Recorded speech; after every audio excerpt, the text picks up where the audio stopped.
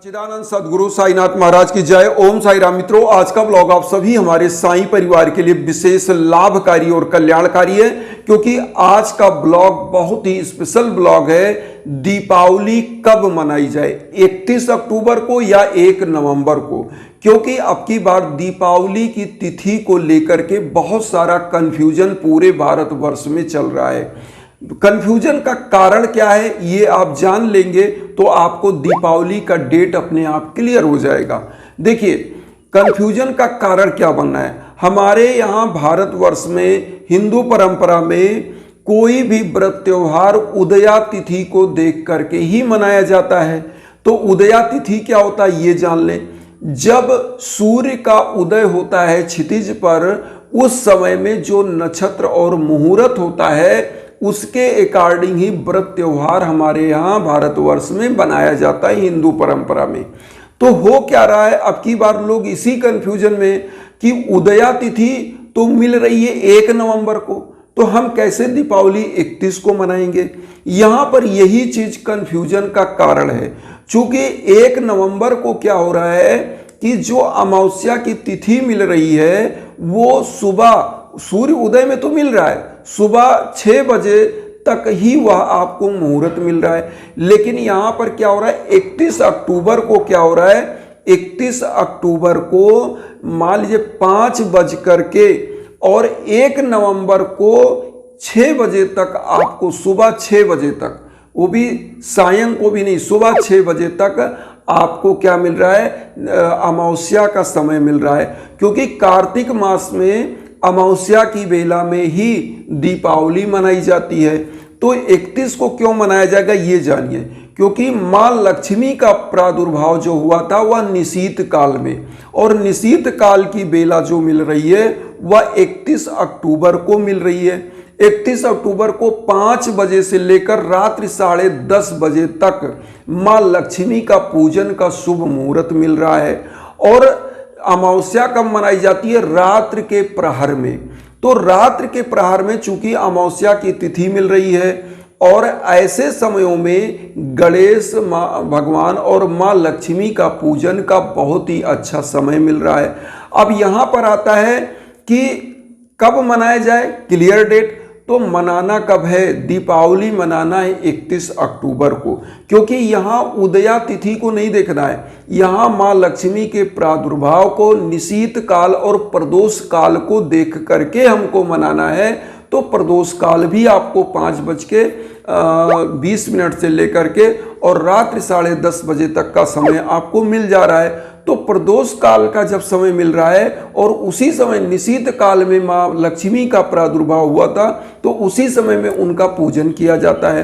तो ऐसी मान्यता है कि उदया तिथि ना देख करके हमको वो मुहूर्त और उस घड़ी को देखकर, जो चौघड़िया होता है वह देखकर ही दीपावली का पर्व, अमावस्या का पर्व मनाना है। तो 31 अक्टूबर को ही दीपावली मनाया जाएगा, ये क्लियर हो गया। अब आते हैं कि लक्ष्मी जी, गणेश जी का पूजन कैसे किया जाए, किस समय में। चूंकि 5:30 बजे से लेकर के रात्रि में 8:20 तक आपको बहुत ही अच्छा शुभ मुहूर्त मिल रहा है, लक्ष्मी और गणेश जी के पूजन का मुहूर्त। तो इस समय में आपको लक्ष्मी और गणेश जी की जो नई प्रतिमा होती है, अब यहाँ पर हम बताएंगे भोग कैसे लगाया जाए। पूजन तो आप जान गए कि 5:30 से 8 बजे के बीच में, मतलब आपको शाम 5:30 ही बजे नहीं, आप जितना ही रात्रि हो जाए उस समय में ही, मतलब 8:30 बजे के पहले ही आपको पूजन करना है, निशीत काल की बेला में।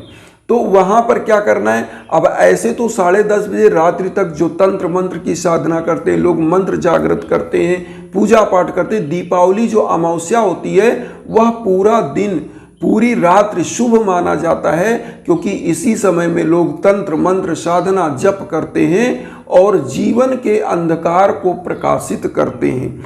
तो इसलिए जो ये समय होता है अमावस्या का, इस समय में समस्त मंत्रों को जागृत किया जाता है। लोग पूजा पाठ करते हैं, माँ लक्ष्मी गणेश भगवान को मनाते हैं, निर्धनता दूर होती है, कंगाली दूर होती है घर से, घर में शुभ लक्ष्मी प्रवेश करती हैं। तो यहाँ पर करना क्या है, गणेश लक्ष्मी को जो नई मूर्ति होती है पहले से ही आपको व्यवस्था कर लेनी चाहिए, उनको ले लीजिए। उसके बाद आपको अमावस्या के दिन उनको घर में जो है पूजा स्थान पर प्रतिष्ठित करिए और थोड़ा सा गंगा जल लीजिए, पहले छिड़किए, माँ को पीले आसन पर स्थापित या लाल आसन पर स्थापित कर दीजिए।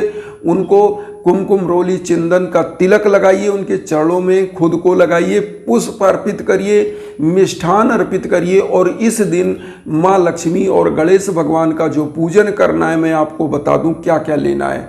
नारियल ले लीजिए, 5 सुपारी ले लीजिए, 5 सुपारी में पीला हल्दी आप लगा दीजिए। और उसके बाद आपको क्या करना है, नारियल ले लीजिए, नारियल में रक्षा सूत्र 7 बार आप क्लॉकवाइज करके अपनी मनोकामना बोल करके माँ लक्ष्मी के श्री चरणों में, भगवान गणेश के श्री चरणों में अर्पित करिए पुष्प के साथ, चाहे लाल पुष्प चाहे पीला पुष्प, उनको पीला पुष्पों की माला अर्पित करिए। और उसके बाद क्या करेंगे, आपको 7 कौड़ियाँ आती हैं व्हाइट कलर की, 7 कौड़ियाँ, वैसे पीले कलर की भी कौड़ी आती है, थोड़ा पीले कलर में होती है, एक व्हाइट कलर में होती है। वैसे तो सफ़ेद कौड़ी मिल जाए तो बहुत अच्छा है, क्योंकि वह माँ लक्ष्मी का प्रतीक होता है। और ऐसी मान्यता है कि हंस और गरुड़ पर निवास करने वाली माँ लक्ष्मी व्हाइट कलर का जो कौड़ी होता है, ये जब रख करके पूजन किया जाता है। 7 कौड़ियाँ ले लीजिए। गोमती चक्र, 5 गोमती चक्र आती है, वो गोमती चक्र बहुत सस्ता मिल जाएगा, मतलब 15-20 रुपए में, 25 रुपए में सब मिल जाएगा आपको, वो ले लीजिए। लाल कपड़ा छोटा सा ले लीजिए, उसमें 5 गोमती चक्र, 7 जो है सफ़ेद व्हाइट कलर वाली कौड़ी, वो ले करके बांध दीजिए अपनी मनोकामना बोल करके, 1 रुपए का सिक्का डाल करके।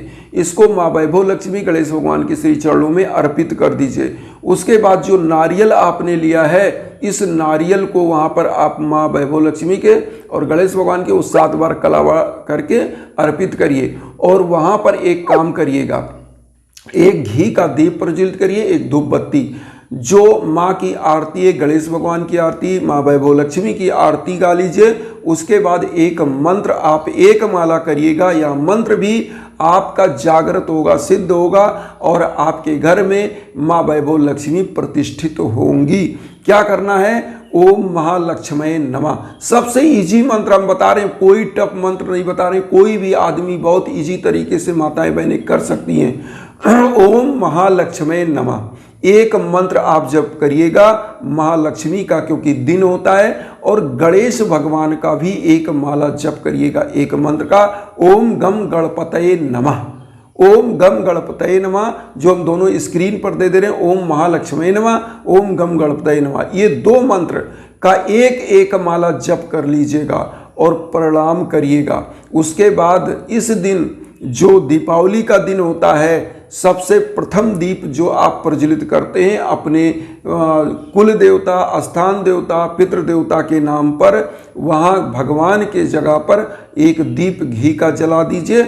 उसके बाद सरसों के तेल का दीप आप सभी देवताओं के स्थान पर रखिए। समस्त अपने जो धन धान्य के जगह होते हैं वहाँ पर रखिए, बहुत ही सावधानी के साथ रखिए, कहीं चूंकि दीप प्रज्वलित आप रखते हैं तो आग ना लगे, ऐसा देख करके बहुत ही सावधानी से दीप रखिए।